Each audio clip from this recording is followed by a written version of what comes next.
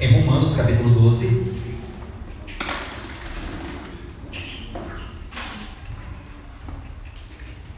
Romanos capítulo 12, a partir do versículo 1, tá bom?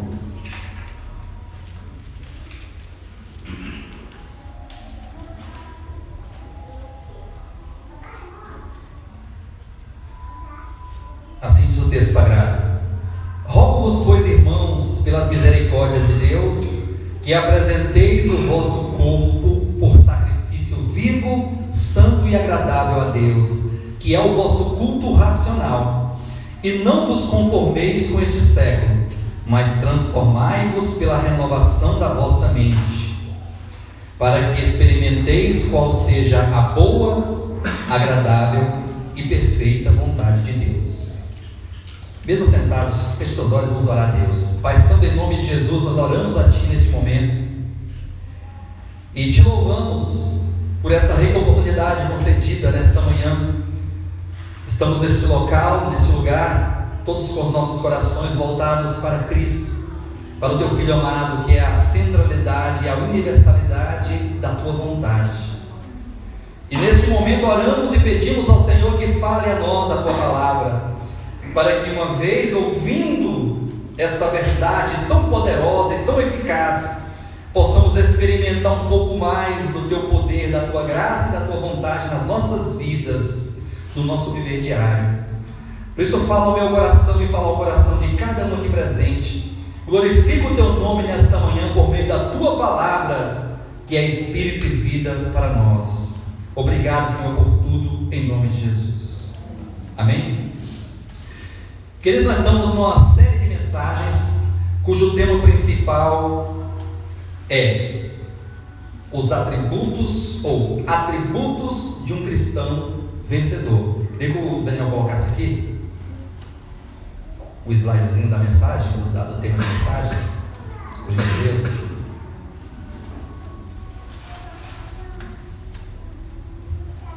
Os irmãos queiram repetir comigo, amém? Vamos ler? Atributos de um cristão vencedor. A experiência. Diga a experiência. A experiência. Essa é a terceira mensagem dessa série. E está maravilhosa. Eu estou gostando muito, estou muito feliz com essa série de mensagens, porque são mensagens que servem como impulsionamento para a nossa vida espiritual, para o nosso viver diário como cristãos. E essas mensagens, elas vão definindo os paradigmas pelos quais nós temos que segui-los, e seguindo os paradigmas da verdade do Evangelho, todo tipo de situação que nos sobrevierem, elas serão vencidas em Deus, vencidas na verdade do Evangelho. E é muito importante que nós tenhamos este parecer. Os irmãos entenderam da primeira mensagem que o vencedor, a primeira característica de um vencedor, o primeiro atributo de um vencedor é que ele ouve a palavra de Deus. É o ouvir. Essa característica do ouvir a verdade do Evangelho, ela é de extrema importância para todos aqueles, não somente para os cristãos, porque cristãos todos são, mas para aqueles que, sendo cristãos, eles desejam ser vencedores, desejam ser aprovados por Deus no tribunal de Cristo. Queridos, eu quero falar uma coisa com os irmãos e quero ser bastante sincero com vocês. Essa preocupação e este foco da nossa vida deve estar presente em nós a cada dia das nossas vidas. Amém. Que foco é esse, pastor? O foco da aprovação no tribunal de Cristo. Imagine que você é um cristão. Você é um cristão. Por que, pastor, que eu sou um cristão? Primeiro, porque Deus determinou isso. Quem entendeu isso aqui? Amém. Ah, pastor, eu pensei que eu fosse um cristão porque eu tinha aceitado Jesus quando fizeram um apelo. Sim, mas por que você aceitou? Porque Ele te chamou. E por que você o aceitou no momento do chamamento? É porque você recebeu fé para crer. Efésios capítulo 2, versículo 8 diz que a fé é um dom de Deus. A fé é uma dádiva de Deus. E o que é essa fé? A fé não é aquilo que as pessoas pensam que é, que o mundo prega, que o mundo acredita, que é esse pensamento positivista, é essa sensação de que as coisas vão dar certo. Olha, eu acredito que as coisas vão dar certo, isso é fé, eu tenho fé. Não, fé não é isso. Fé não é acreditar que as coisas vão dar certo, até porque a pessoa que não recebeu a fé como um dom especial de Deus, ela acredita que as coisas vão dar certo. Isso independentemente de ser cristão ou não, as pessoas não têm essa sensação e esse pensamento positivo de que as coisas vão dar certo. Isso é bom, não é ruim não, amém, queridos? Você ter essa sensação de que as coisas vão se encaminhar, que as coisas vão se resolver, isso é muito bom, isso é próprio do ser humano e próprio da vida. No entanto, eu me refiro a uma fé especial, a uma fé que vem de Deus, a uma fé que Deus te entregou. E quando Ele te entregou esta fé, e esta fé ela é a capacidade de crer no Cristo crucificado,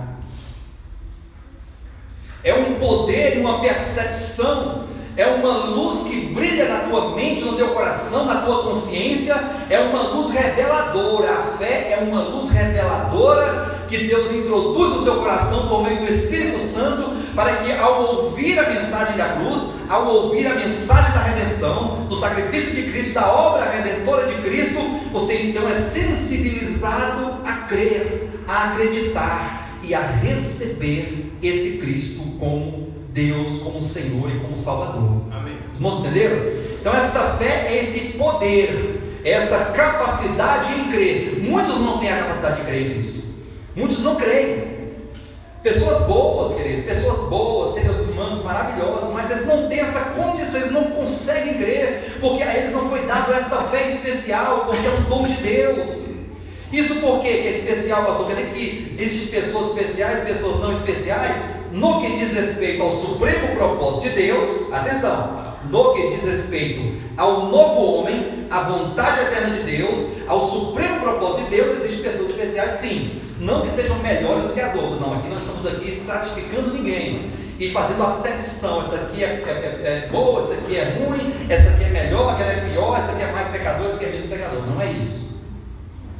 Mas é quando Deus, na sua infinita misericórdia, na sua vontade eterna, no seu supremo propósito que estava no seu coração desde os tempos antigos, desde a eternidade passada, Ele nos amou e nos escolheu para que fizéssemos parte deste propósito, para que fizéssemos parte deste plano, deste projeto de Deus que é o seu reino, o reino dos céus. Imagina que Deus te escolheu, diga: Deus me escolheu. Deus me escolheu. Olha, Ele te escolheu na eternidade passada, não havia nada, havia somente Deus. Não havia os universos, os multiversos, não havia os céus e a terra, os animais, os seres humanos, os anjos, os seres de outros lugares, não havia nada, somente Deus, quando Ele já te conhecia e já te amava, e então Ele te escolheu para fazer parte do supremo propósito, que é o novo homem, que é o reino dos céus, cuja o Senhor é Cristo, cuja cabeça é Cristo, cujo corpo de Cristo somos nós. Os irmãos entenderam isso aqui? Então, para esse supremo propósito, para esta vontade eterna, Deus escolheu, e então Ele predestinou, e no tempo exato Ele te chamou. É aquele dia que você ouviu a voz de Deus aos seus ouvidos, não desses ouvidos meramente ouvidos físicos, biológicos, mas sobretudo o ouvido espiritual foi aberto. Foi o start da vida cristã, o momento que você ouviu sobre aquele homem ensanguentado, sobre aquele homem que estava ali sendo julgado pelos pecadores, crucificado, envergonhado, desprezado, despido, aquele homem levando o vitupério, a vergonha eterna e sofrendo a nossa condenação ali nele mesmo, em sua própria carne. Ao olhar para aquele homem, nós falamos: Ele é o Senhor da glória, Ele é Deus, não é um homem comum, é o Senhor da glória, é o Criador do universo. Então você teve essa percepção, essa fé, e você creu. Amém? Amém? E a partir de então você se tornou um cristão. Cristão, não um crente, um cristão.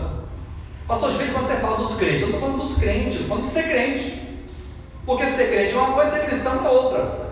Quem sabe disso? Diga amém. Quem não sabe disso? Pastor, qual a diferença do crente para o cristão? O crente, ele é crente, ele acredita, ele está ali no meio do povão, ele é crente. E eu quero falar com vocês aqui, não se assustem comigo não fiquem espantados não, mas até o diabo é crente. Porque crente é aquele que crê, sim ou não? Se você crê em uma determinada coisa, você é crente em relação àquela coisa. Se você não crê em uma determinada, não precisa ser a Bíblia não. Se você não crê em uma determinada coisa, você é incrédulo àquilo.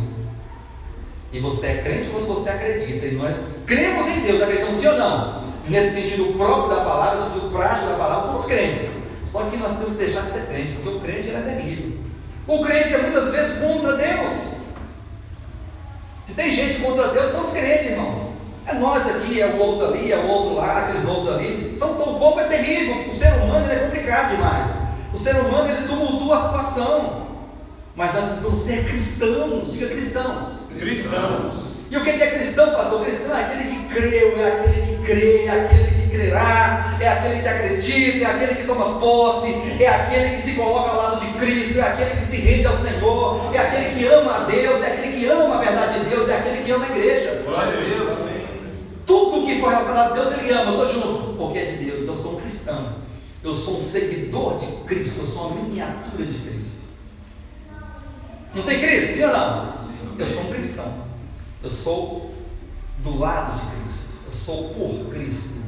E eu amo a Cristo. Isso é ser cristão. No entanto, não basta ser cristão. Olha como que a coisa vai ganhando proporção, desdobramento, sim ou não? A palavra vai se desdobrando. Não somos uma pessoa comum porque cremos, primeiro recebemos fé, nos tornamos cristãos, agora fazemos parte de uma grande massa de cristãos. Amém ou não? Amém. Só que agora veio, como diz o outro lá, né? O pulo do gato. O pulo do gato é aquele segredinho final que ele faz e todo mundo se espanta, né? Nesse sentido, ser cristão é necessário ser um cristão vencedor. A terra está cheia de cristãos. O mundo está cheio de cristãos. Pessoas que creram. Mas o maior desafio agora que se coloca diante da sua vida é esse desafio de você se tornar um cristão vencedor. Porque diz a Bíblia em 2 Coríntios capítulo 5, versículo 10: importa que todos nós compareçamos diante do tribunal de Cristo, para que cada um receba segundo o bem ou o mal que estiver feito por meio do corpo. Todos nós vamos comparecer diante de Cristo.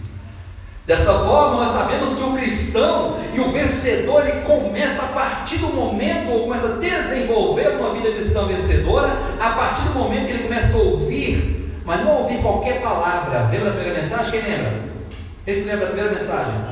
Não é ouvir qualquer palavra, não, mas é a palavra de Deus. Ué, pastor, nesse caso tem palavras que não são de Deus, é o que mais tem palavras que não são de Deus. Palavras que são do homem, da religião, das doutrinas, da filosofia, dos achismos, das legalidades dos homens, dos estabelecimentos culturais e religiosos dos homens.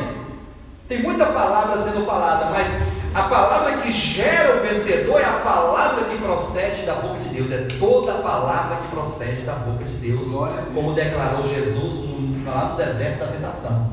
Nem só de pão viverá o homem, mas de toda a palavra que procede da boca de Deus. Então essa palavra que procede da boca de Deus é a palavra genuinamente de Deus, que ao ser falada a nós, o Espírito diz às igrejas, e agora o cristão tem ouvido para ouvir, e ele começa a ouvir essa palavra. E essa palavra sendo ouvida por meio das reuniões, dos encontros, começa a gerar nele um conhecimento que é a segunda mensagem. Lembra da mensagem semana passada, cristão, irmãos? E cristãos, irmãos cristãos, vocês se lembram da mensagem passada? Sim. O conhecimento. Pastor, mas assim, essa palavra, esse termo conhecimento, assim, me gera um desconforto no coração. E se você estiver pensando nisso aí, eu entendo o que você está pensando. Eu entendo, mas eu queria só colocar os pingos nos is. E eu gostaria de estabelecer um pensamento bem positivo no que diz respeito ao conhecimento.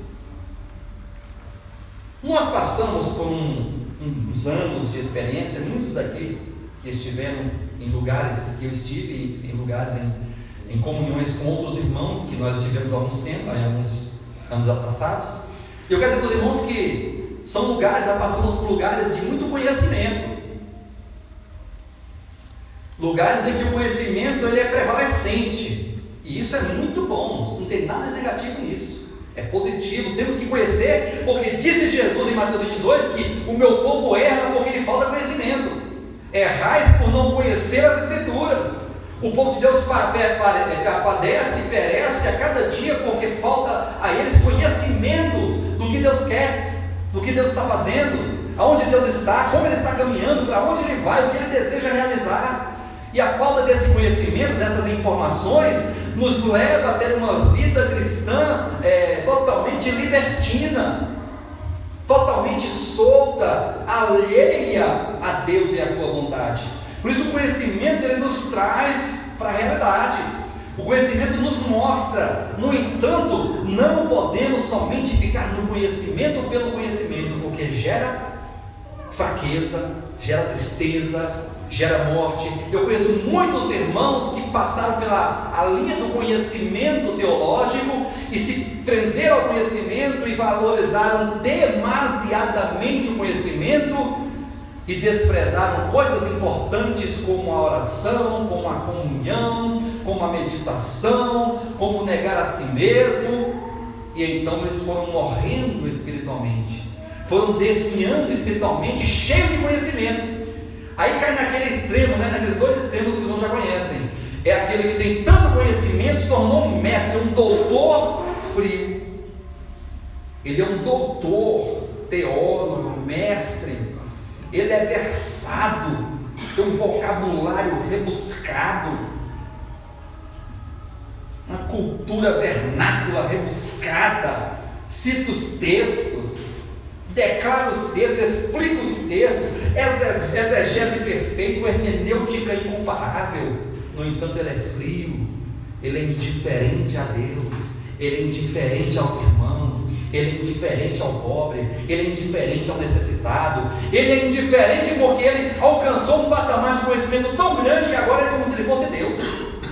Nesse caso, ele foi por um caminho muito errado. Não é sem razão que a mensagem da semana passada é: um dos atributos do vencedor é o conhecimento. E hoje nós vamos trazer o terceiro atributo, que é a experiência. Amém, queridos? Amém. Veja a linha de raciocínio. Ele ouve, o ouvir a palavra de Deus gera conhecimento, e o conhecimento deve gerar na vida do cristão experiência. Diga experiência. Experiência. Porque se não gerar experiência, eu quero falar para vocês aqui, nós estamos perdendo tempo aqui. Está todo mundo perdendo tempo passando por mim.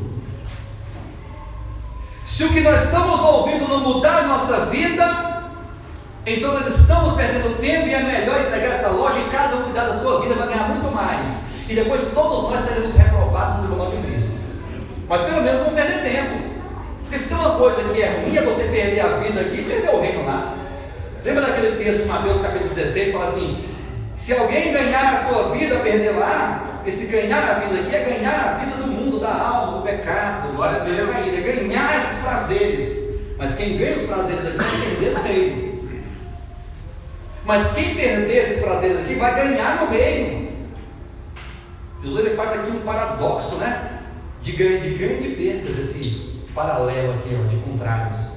Só que agora imagine você perder a sua vida aqui porque foi um bom religioso, e agora vai perder no reino que vai reprovar. Aí não dá, aí é muito prejuízo para o indivíduo só. Mas é por isso que o conhecimento ele vai gerar em nós a disposição. Porque o conhecimento ele tem que nos constranger, queridos. Se você até hoje não ficou constrangido pelo conhecimento que Deus realizou, que Deus te mostrou, que Ele revelou no teu coração, se você até hoje não aconteceu nada, você se sente a mesma pessoa e nada aconteceu em você, no seu coração, então quer dizer que tem um problema aí, tem um problema aí. De duas é uma: ou a palavra que você ouviu não é a palavra de Deus, pois não provocou reação nenhuma. Pode acontecer isso, ouvir uma palavra que não era a palavra de Deus. Então, se não é a palavra de Deus, não é nada. Ou então ela é a palavra de Deus, mas o problema está no coração. Porque ao ouvir a voz, não podemos fechar o coração, temos que abrir o coração a Deus. Temos que, como cristãos que ouviram com o ouvido do coração, agora chega o momento de abrir esse coração, para que essa palavra, que não é uma teologia vazia, que não é uma mitologia, uma filosofia, um conto, uma história, mas que é espírito e vida. Glória a Deus. Irmãos, a palavra de Deus, ou as palavras de Deus, são espírito e são vida. De forma que aonde a vida chega, ela promove uma revolução, sim ou não? Sim. A vida chega, ela revoluciona. Imagina só uma mulher, que concebe, que fica grávida. Vai causar uma revolução, minha filha. Vai mexer com tudo aí, vai aumentar, vai esticar, vai doer, vai trazer desconforto, vai trazer alegria, vai trazer choro, vai ter uma revolução na tua vida, sim ou não? Porque ali chegou uma vida. E quando a vida chega, ela muda tudo. E a palavra de Deus, ela é espírito e vida, e tem que mudar a nossa vida em nome de Jesus. O conhecimento e a experiência. O texto que por entender diz assim: rogo-vos, pois, irmãos, pelas misericórdias de Deus, que vos apresenteis, ou que apresenteis o vosso corpo por sacrifício vivo, santo e agradável a Deus, que é o vosso culto racional. Esse versículo 1 aqui é um chamamento. O apóstolo está nos convidando e rogando a nós que nós tomemos uma atitude diante do conhecimento que foi falado. Porque até o capítulo 11 aqui, Paulo ele traz a doutrina. Ele fala sobre a eleição, a predestinação, sobre o amor eletivo, sobre o chamamento eficaz, sobre a justificação, sobre o novo nascimento e sobre a transformação até a glorificação, que é o estágio final da salvação de Deus. Amém? Depois que ele proclama o querigma, a verdade de Deus, ele faz essa proclamação, agora ele faz um rogo, agora ele faz um apelo. Por isso, irmãos, diante das misericórdias de Deus, que foi falado até agora, que vocês se apresentem. O vencedor ele se apresenta, amém? Quantos aqui desejam se apresentar a Deus? Amém. Eu quero me apresentar a Deus a cada dia. Apresentar o vosso corpo, a nossa vida, quando falar corpo aqui, não é a coxa não. Não é a coxa não. Não é o braço não. Quando fala corpo aqui, é a vida humana aqui, ó, de baixo. A vida que é tangível, que é pragmática. Quem está entendendo aqui? Amém. É o dia a dia. É a tua experiência diária. É aquilo que é verificável, que é fato. Apresente-se diante de Deus por sacrifício vivo. Aí as pessoas, o primeiro contexto aqui é fazer uma campanha de sacrifício, vai fazer um jejum, aí vai jejuar, aí vai começar, assim é para sacrificar, então eu vou começar a sacrificar não comendo nada. Meu corpo ele vai morrer, ele vai ficar com fome, quanto mais fome para ele melhor, porque é sacrifício que Deus quer. Aí Deus falou assim: sacrifício eu não quero, eu quero obediência. Pastor, então que sacrifício vivo é esse? É um reconhecimento. Diante do conhecimento, você deve ter um reconhecimento diante daquilo. Você tem que reconhecer que aquela palavra procede de Deus. E Deus ele tem autoridade.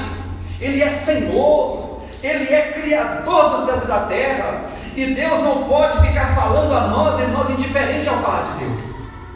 Como se Deus estivesse como aquele que é um bobo no meio dos outros, falando e ninguém está aí para ele. Não pode acontecer isso.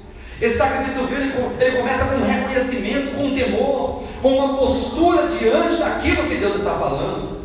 E então, nesse caso, entregar o corpo ou se apresentar por sacrifício vivo, santo e agradável, é um culto, é um viver, é uma entrega racional, com entendimento, com compreensão. É uma questão racional, de consciência.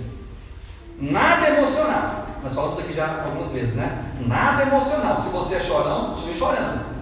Se você é chorona, continue chorosa. Mas o culto a Deus não é questão de chorar ou deixar de chorar. E não tem pessoas chorosas?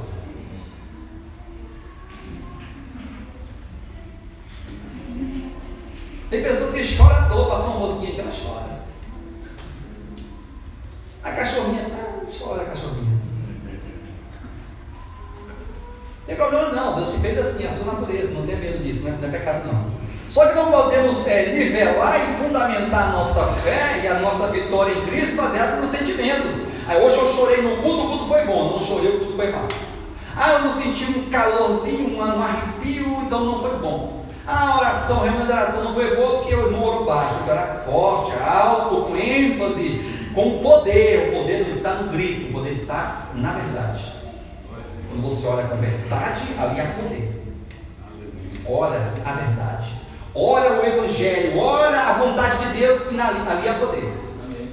Não é o seu poder, é o poder da verdade que você declara. Quando você expulsa o demônio em nome de Jesus, não é gritando não, o demônio não tem medo do grito seu não, é por causa do nome de Jesus. A autoridade está no nome. Os irmãos estão entendendo isso aqui?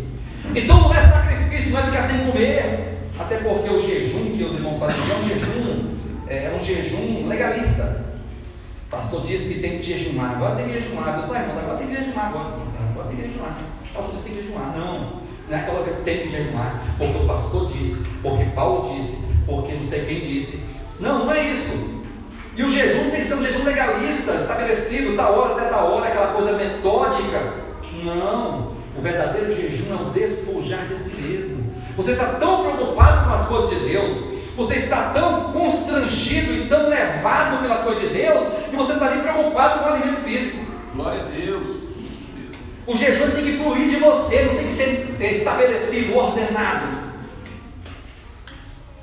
Uma ordem, tem que jejuar. A partir de amanhã, de 6 da manhã a 6 da tarde, todo mundo jejuando. Isso aqui é lei, isso aqui é carne. O irmão vai estar lá doidinho, chega às 5h45, ele vai estar olhando o relógio praticamente do lado. Meu Deus, o tempo passa. Que jejum é esse? É melhor despojar do ego. É melhor começar a tratar as pessoas melhores. Depois dá uma lidinha lá em Isaías 58.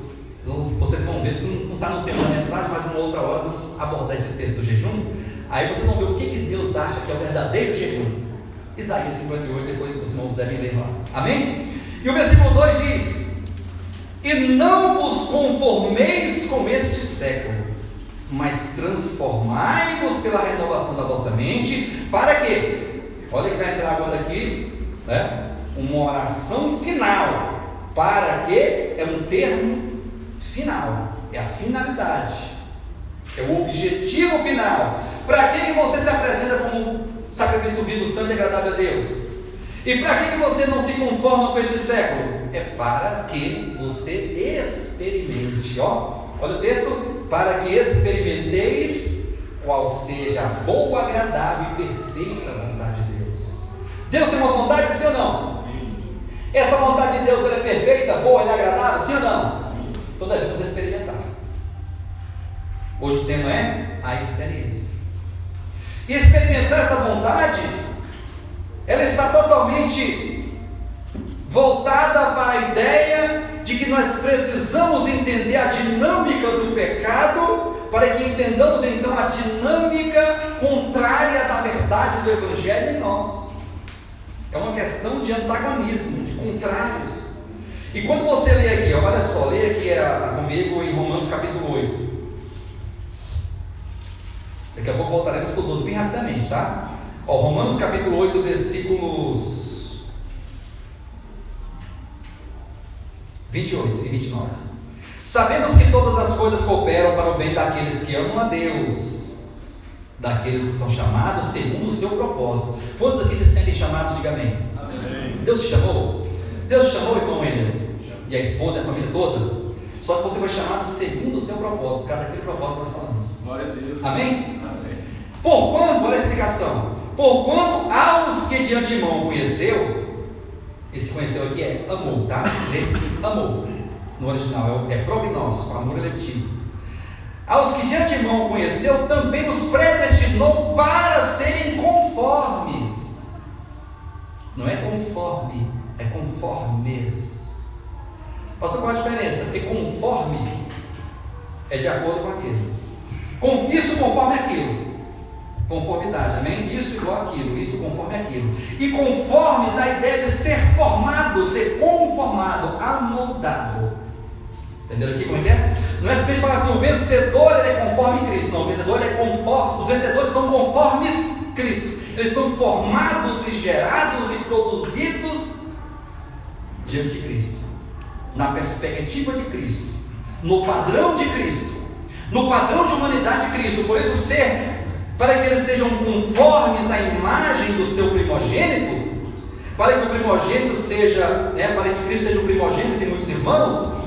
Então, ter experiência de Deus é ter a experiência da conformação, e a conformação ela é totalmente interior. Quem está entendendo, diga amém. Amém. Essa conformação ela é interior, não é uma conformação exterior, de roupa, de cabelo, de cor de cabelo, do que você calça, do seu batom. Não é uma conformação exterior. Deus está preocupado com essas coisas exteriores, ainda que tem um momento que tem que dar uma conversada, né? Vamos combinar aqui. Mas que não é o objetivo de Deus mudar o nosso exterior. Ele quer sobretudo mudar o nosso interior, portanto é uma conformação interior de coração, de alma, de consciência, de pensamento, de vontades, de emoção. Ele quer tocar as nossas emoções, tocar as nossas vontades, tocar os nossos pensamentos, a nossa consciência, com o seu poder, com a sua palavra, com o conhecimento que Ele nos dá. Amém, queridos? Portanto, aqui esse texto de Romanos capítulo 8, versículo 29, diz que o desenvolvimento da salvação de Deus consiste em uma conformação diária, sermos conformados, formados, amém? Amoldados à mente de Cristo. Você olha para Jesus, para Cristo, como é que Jesus pensava? Então nosso pensamento tem que ser amoldado aos pensamentos de Cristo. Como Jesus se relacionava com as pessoas? Então a nossa maneira de viver, de nos relacionar com as pessoas, deve ser amoldado àquele relacionamento de Cristo. Glória a Deus. Como Jesus olhava, falava, sentia, pregava, andava, vivia, comia e bebia, então esse padrão é Ele, lá está o padrão que temos que alcançar. Glória a Deus. E nós estamos falando de um processo de conhecimento para que o conhecimento nos leve àquela conformação. Amém, queridos? Agora volte para Romanos capítulo 12. Vocês entenderam que o processo... Alguma coisa aconteceu aqui, né? Só um pouquinho, irmãos.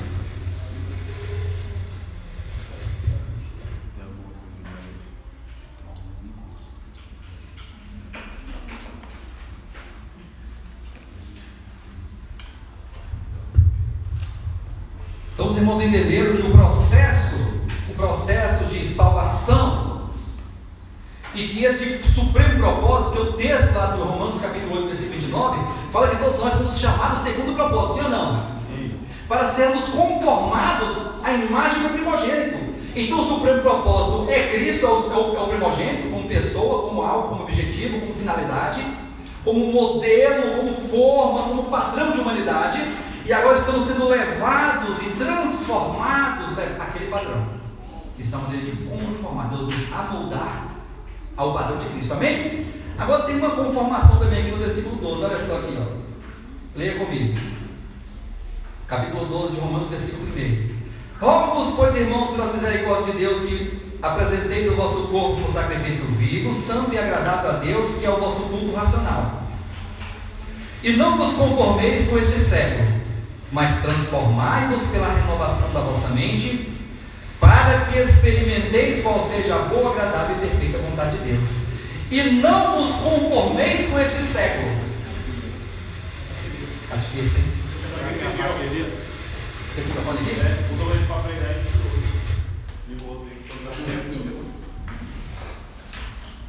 Irmãos, perdoam, mas isso aqui acontece, tá? Isso aqui é normal. O mais normal do mundo é isso aqui. Não tem problema nenhum, está tudo certo, né? Tudo na paz. Amém? Glória a Deus. Olha só, acho que é pilha mesmo, viu? Então, amados, veja só.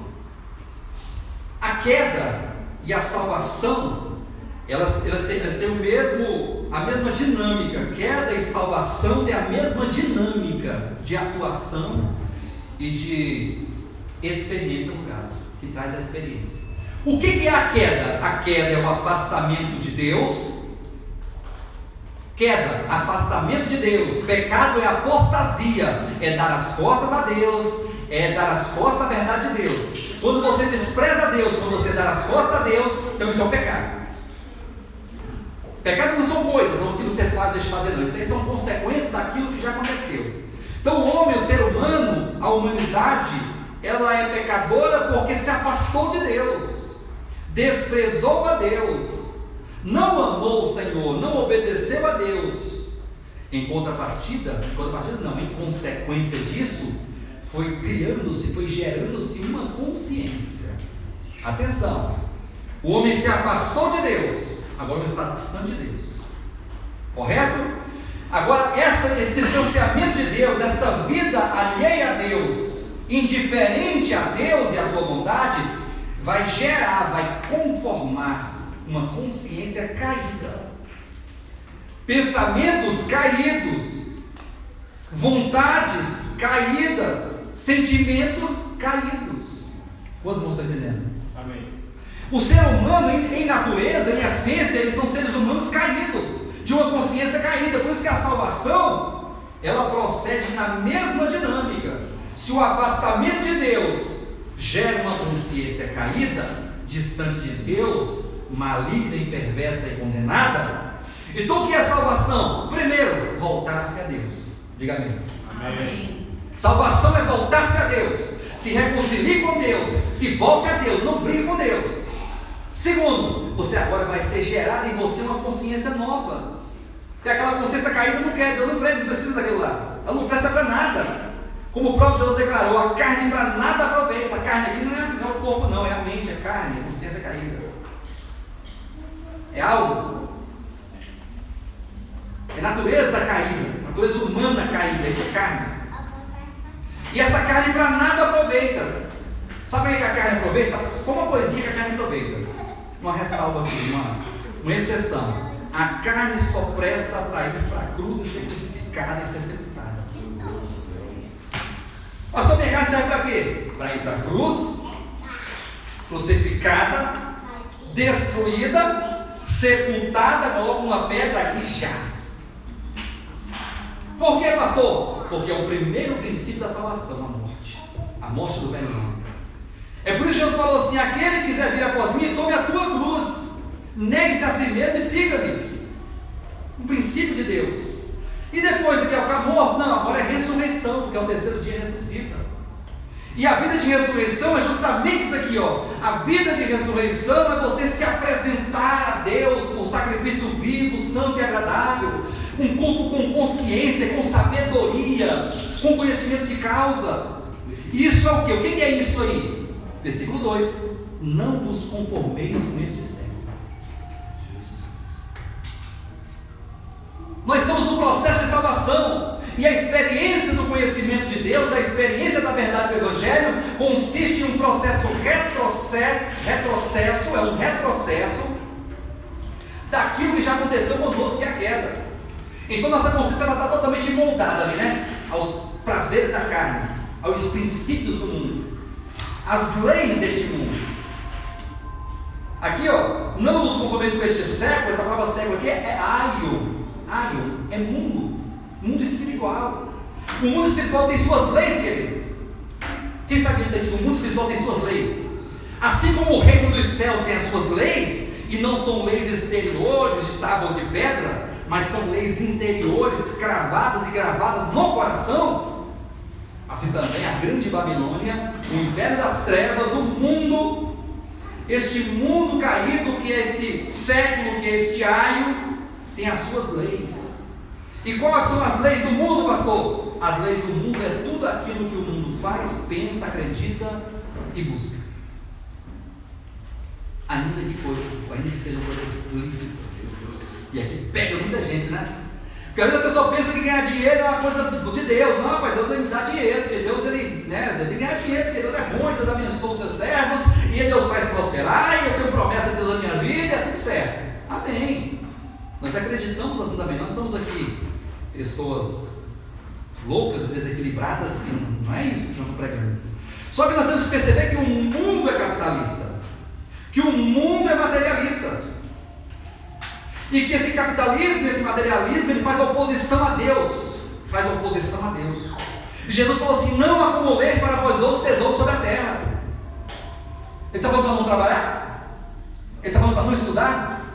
Ele está falando para você não dar educação para os seus filhos? Disse isso? Para você não comprar um carro? Disse isso? Você não tentar comprar uma casa, um imóvel? Disse isso aqui? Não acumuleis. Isso quer dizer que as pessoas andam em prol do acúmulo de bens, do conquistar, do ter, do possuir, essa coisa exacerbada, exagerada.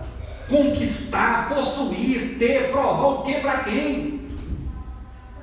E agora ele fala: não se amoldeis, não vos conformeis com este século. Não permita que a tua mente seja levada pelo pensamento do mundo, pelo curso do mundo. Não se permita. Isso é sacrifício vivo. Não é ficar sem comer, não é fazer joelho, fazer orações longas de joelho, o joelho está doente, que está roxo. Não é sacrifício, não. O sacrifício que Deus quer aqui é o despojamento. É você se despojar do velho homem. É você olhar e olhar para o mundo e reconhecer o mundo, e olhar para Deus e reconhecer Deus, olhar e reconhecer o ódio, reconhecer o amor, reconhecer as trevas, reconhecer a luz. E então se você se apresenta a Deus, se apresenta a verdade, se apresenta a luz, se apresenta a vida, se apresenta a bondade, ao perdão, ao domínio próprio, à constância. Isso é sacrifício bíblico. Isso é experiência da verdade. E nós precisamos buscar essa experiência com Deus. Precisamos buscar esse relacionamento com Deus na sua palavra. Queridos, não há relacionamento com Deus sem a verdade de Deus. Porque então não precisaria isso aqui, ó, esse livro aqui seria inútil na mão da gente. Para que esse livro aqui, se você não precisa dele? Não, eu tenho minha vida com Deus, meu filho. Eu tenho Deus, é Jesus e eu. E ele fala, tá tudo certo. Não vai nessa onda não. Muitos naufragaram na fé. E hoje são pessoas derrotadas como cristãos e não querem saber de igreja porque estabeleceram uma vida particular, um relacionamento com Deus particular, diferente das Escrituras, longe do corpo de Cristo, distante de Deus, distante dos irmãos. Acha que você fez a sua oração e está tudo certo? Não. Esse não se conformar com este século diz respeito a esse entendimento de que nós somos dependentes uns dos outros e todos nós dependentes de Deus. Amém, queridos? O mundo tem as suas leis, as suas normas, os seus padrões, as suas éticas, os seus conceitos, e nós não podemos permitir que a nossa mente seja moldada. Nós não podemos nos deixar ser levados, nos deixar levar por isso, nos deixar conduzir por esse sentimento do mundo, pela percepção do mundo, porque isso é caído, isso é maldade, é iniquidade, é trevas. Vocês não estão entendendo isso aqui? Por isso que a experiência, um dos atributos de um cristão vencedor é a experiência. Ele tem essa experiência viva com Deus. Ele reconhece Deus, ele reconhece o falar de Deus, ele ouve com ouvidos espirituais, ele é constituído nele um aprendizado de conhecimento doutrinário que vai conduzi-lo a uma experiência com Deus. Amém, irmãos? Amém, amém. E é essa experiência que vai gerar, que vai formar a consciência. Por que os cristãos têm dificuldade de perdoar? Quem é que tem dificuldade de perdoar? Não precisa responder não. Não há uma certa dificuldade de perdoar? Tem pessoas que é fácil de perdoar, não tem? Mas tem uns que é complicado de perdoar. Você perdoa a pessoa agora, daqui a 20 minutos você está te perturbando. Você perdoa a pessoa, daqui a meia hora você está te perturbando, está falando mal de você, está te prejudicando, está denegrindo a tua imagem. Como é que fazer com um indivíduo desse? O padrão do mundo fala assim: manda para o inferno. Você não precisa dele para nada. É ou não é? Não, o mundo fala assim: rápido encerrar a situação. É fácil resolver a situação porque está falando mal de você. Conversa com ela, se não der certo, você xinga ela, se não der certo, você abandona ela, banha ela da tua vida. E se não der certo, continua falando, você pega, taca na justiça e pede danos morais. Aciona a justiça. Está falando mal de mim, não tem como provar, então eu quero danos morais. E ganha essa vida. O mundo resolve rapidinho. E como é que o reino dos céus faz? Perdoai os vossos inimigos e aqueles que vos perseguem. Orai pelos vossos inimigos e orai e intercedei por aqueles que vos perseguem. Vos perseguem. Coloca rapidinho aqui para o favor, Daniel. Mateus capítulo 5. Olha esse texto ali, que é um texto interessante.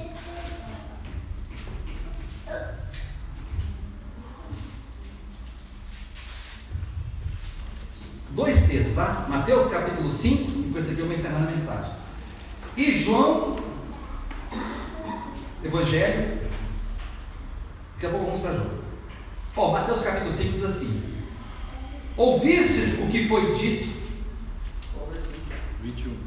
43, perdão. Mateus 5, 43. É porque está sendo colocado aí, né? E eu estou só aqui. Ouvistes o que foi dito aos antigos? Amarás o teu próximo e odiarás o teu inimigo. Isso foi falado para Israel. Porque as nações não eram inimigas de Israel. Israel estava cercado por inimigos, sim ou não? Israel olhava para o sul, para o norte, para o leste, para o oeste, inimigos de todo lado. Então, ame os teus irmãos, compatriotas, religiosos, judeus, e é para odiar os teus inimigos. Não queira conversa com eles. É o padrão da lei. Mas como o padrão da lei é o padrão da morte e da condenação, então eu não quero nada com a lei. Aí ele fala: vocês lembram que foi falado isso para os antigos lá atrás, vossos pais? Eu, porém, vos digo, ao 44. Deus fala assim: eu, porém, vos digo uma palavra diferente: amai os vossos inimigos e orai pelos que vos perseguem. Glória a Deus. E agora é interessante, vem no versículo 45: para que vos torneis. Quem se tornar? Para que os inimigos se tornem filhos do Pai? Não. Para quem se torne? Nós.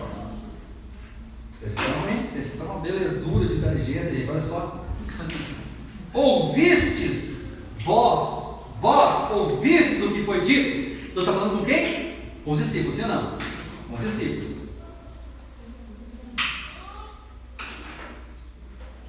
Amarás vós o teu próximo e odiarás vocês, os teus inimigos, sim ou não? Eu, porém, digo a vocês, a vós, sim ou não? Amarai os vossos inimigos e orai pelos que vos perseguem, para que vos torneis, para que vocês se tornem filhos do Pai Celeste. Amém. Ah, pastor, eu estava pensando aqui na minha cabecinha, aqui, nos botões, estava aqui meditando, e eu pensei que eu fosse filho de Deus. Você é filho de Deus em natureza.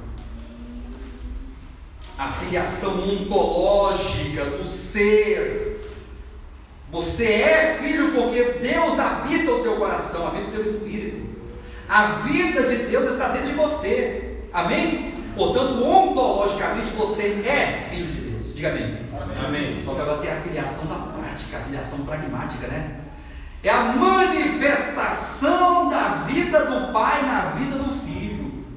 Esse se tornar filho aqui é ser reconhecido como filho. Sabe quando é que você vai ser reconhecido como filho de Deus? Quem quer saber quando que você vai ser reconhecido como filho ou filho de Deus? Sabe quando? Quando você amar os seus inimigos. Quando você estiver amando o teu inimigo, aquele que está te perseguindo, amando e perdoando, aí você vai sendo manifestado filho, a natureza de Deus vai sendo manifestada em você. Porque Deus é amor. Amém. Deus não odeia, Deus não faz acepção de pessoas, Deus não vive criticando ninguém, nem medindo ninguém, nem julgando ninguém, nem condenando ninguém. Deus é amor, Deus perdoa. E quando você perdoa, você é reconhecido, você é manifestado filho de Deus. Amém? Amém. Nesse caso aqui, ó, desta filiação aqui pela manifestação, essa filiação na prática, quem entendeu? Pode ocorrer com quem não é cristão. Sim ou não? Sim. A pessoa não é cristã, não crê em Deus, mas ela ama, ela perdoa, ela acolhe, ela recebe, ela contribui, ela reparte, ela é solidária, é altruísta. Está manifestando Deus, coisa que muitos crentes não fazem. Não fazem. Agora vamos lá para João. Vocês viram o contrário da coisa aqui agora. Nós estamos chamando uma linha contrária, né?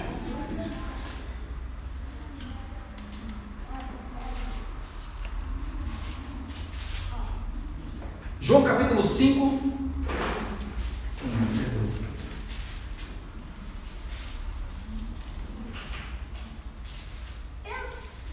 João capítulo 8, tá? 8, versículo 39.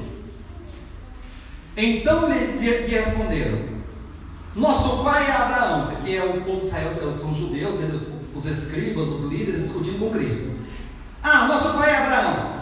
Disse-lhes Jesus disse para os fariseus: se sois filhos de Abraão, praticai as obras de Abraão. Olha só aqui, ó. Se vocês são filhos de Abraão, então pratiquem as obras de Abraão e manifestem-se filhos de Abraão. Não está entendendo isso aqui? Sejam manifestados, sejam reconhecidos como filhos de Abraão. Mas agora procurai matar-me. Vocês estão procurando me matar, ué. Como é que vocês que são filhos de Abraão estão querendo me matar? A mim, que vos tenho falado a verdade, que ouvi de Deus. Assim não procedeu Abraão. Abraão não quis me matar. Olha só o versículo 41. Vós fazeis as obras do vosso pai. Irmãos, vai ouvindo. Vocês fariseus, escribas, hipócritas, vocês estão fazendo as obras do vosso pai.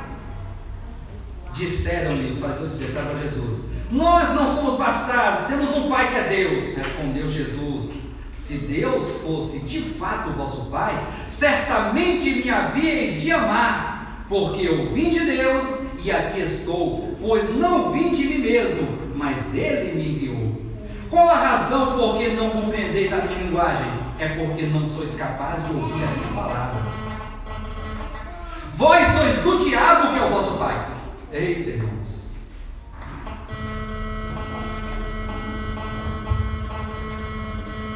Vós sois do diabo, que é o vosso pai. Quem está entendendo? Jesus falou para eles assim, os religiosos, vocês são do diabo, e o diabo é o vosso pai. É dura essa palavra, não é? Mas é Jesus que está falando. Olha o versículo 44. Vós sois do diabo, que é o vosso pai, e quereis satisfazer-lhe os desejos. Vocês estão satisfazendo o desejo do pai de vocês, que é o diabo, porque o diabo é homicida desde o princípio. O diabo quer me matar.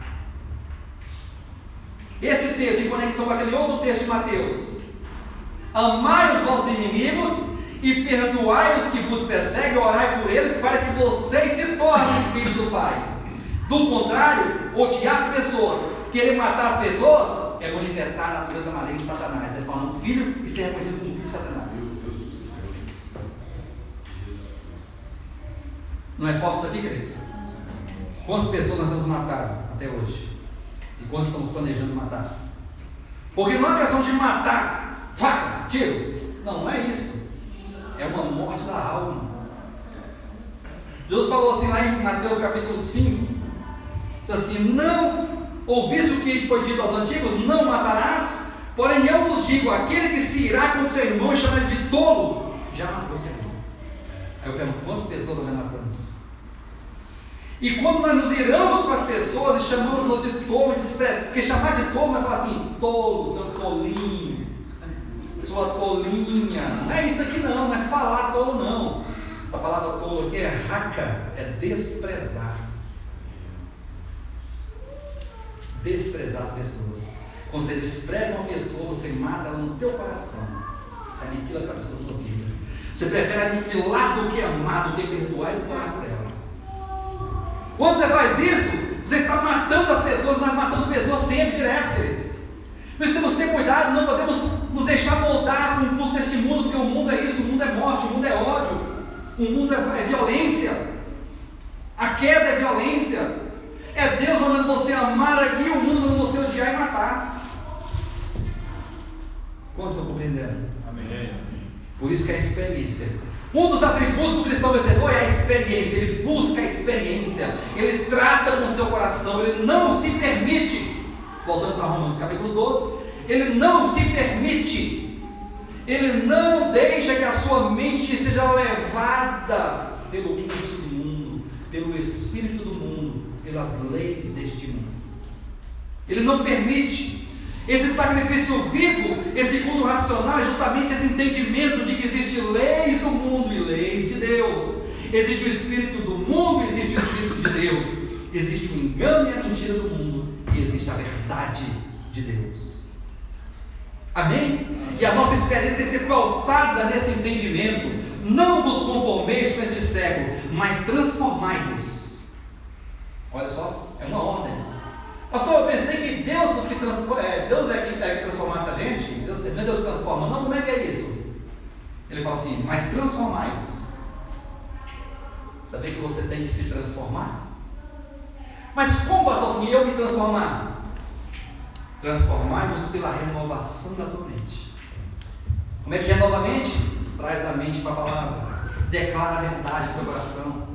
Pense na palavra de Deus, medite na palavra de Deus, creia na palavra de Deus, tome posse da palavra de Deus. Você estiver fazendo isso aí, você está sendo a mente renovada, ó. Não é aquela mente envelhecida que é levada pelos princípios do mundo, pelas leis do mundo, pela força do mundo. Não, é uma mente renovada, cada dia renovada. Hoje estamos renovando a nossa mente aqui nessa manhã. Quarta-feira renovamos a nossa mente aqui na renovação. Terça-feira renovamos a nossa mente na reunião do estudo bíblico. E vamos renovando a nossa mente, nos voltando para a palavra, declarando a verdade de Deus. No momento de adversidade e tentação, você declara a verdade de Deus na sua vida. Amém. Aí você vai ter a mente renovada. Isso vai gerar transformação. Transforme-os ou transformai-vos pela renovação da vossa mente. Então você se transforma, mas é pela a palavra. É a mente trazida para a palavra, amém? Trazer a mente para a palavra vai gerar em você transformação, e isso você que faz. Amém. Amém, queridos? Amém. Então transformai-vos pela renovação da vossa mente, para que experimenteis a boa e agradável, perfeita vontade de Deus. Quem entendeu, diga amém. Amém. Precisamos experimentar o Evangelho. Isso vai nos tirar daquele extremo que eu falei aqui no início, né? De sermos mestres, doutores, teólogos frios. Aí, em contrapartida, do outro lado do extremo está as crianças, né? Quem se lembra dos meninos agitados? O menino agitado ele não tem conhecimento de causa, ele é sem juízo. O menino não tem juízo. Criança não tem juízo, a criança tem que ser direcionada, a criança tem que ser educada, a criança tem que ser conduzida. Se deixar a criança sozinha, ela vai virar uma besta fera. Uma besta fera. É lógico que com amor, né? É tudo na palavra, na verdade, com amor, mas com disciplina. Amém? Porque os meninos agitados, uma para outra, eles não são aquela coisa ali, sem futuro, né? Menino correndo, bagunça, tudo acaba no tudo e gera um desacerto, fica tudo desmantelado, os meninos correndo. Mas precisamos ser equilibrados, nem mestres frios, nem meninos agitados, cristãos vencedores. Amém. Amém. Porque conhecemos a verdade de Deus, porque amamos a verdade de Deus, porque acolhemos a verdade de Deus e praticamos essa verdade. É um exercício, é uma prática. Aleluia. A cada dia, levante e faça a sua oração, saia com percepção, saia vigilante. Vai surgir oportunidade, vai surgir situações para que você exerça e para que você pratique a verdade de Deus, para que você se apresente por sacrifício vivo, santo e agradável, e para que você experimente esta conformação de Deus na tua vida. Amém? Amém. Esse é o terceiro atributo de um cristão vencedor, a experiência. Glória a Deus, fique de pé em nome de Jesus.